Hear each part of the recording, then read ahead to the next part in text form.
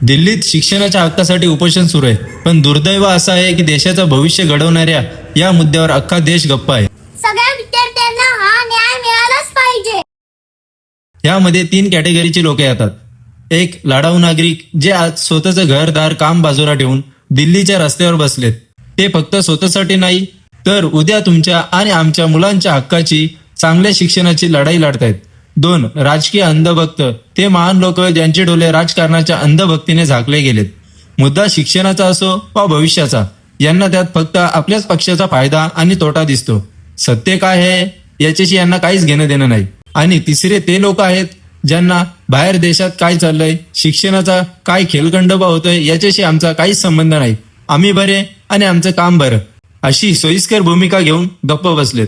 जर तुम्ही लढू शकत नसाल तर बोला, जर तुम्ही बोलू शकत नसाल तर लिहा, जर तुम्ही लिहू शकत नसाल तर पाठिंबा द्या.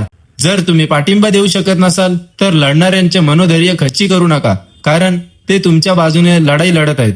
भारतात एका अशिक्षित किंवा अडाणी माणसाला ड्रायव्हरची नोकरी सुद्धा मिळत नाही, कारण त्याला ट्रॅफिकच्या सिग्नलची समज नसते. पण या देशाचं दुर्दैव बघा, कोणताही शिक्षण नसलेला माणूस या देशात आमदार, खासदार, मंत्री, मुख्यमंत्री आणि अगदी पंतप्रधान सुद्धा बनू शकतो. गाडी चालवायला शिक्षण लागतं, पण 30-40 कोटी जनतेचा देश चालवायला कोणती शिक्षणाची अट नाही. दिस इज माय इंडिया. मी हे बोलतोय म्हणून मला कोणत्या एका पक्षाचा शिक्का मारू नका.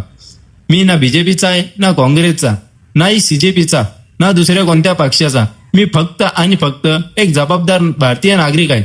आणि जेव्हा प्रश्न माझ्या देशाच्या शिक्षणाचा आणि भविष्याचा येतो तेव्हा गप्प नाही बसायचं. लक्षात ठेवा, आज जर शिक्षणावर बोलणाऱ्यांच्या पाठीशी आपण उभे राहिलो नाही तर उद्या आपल्या येणाऱ्या पिढीला शिक्षणासाठी भीक मागावी लागेल. राजकारण बाजूला ठेवा आणि शिक्षणासाठी, भविष्यासाठी एकत्र या. जय हिंद, जय भारत.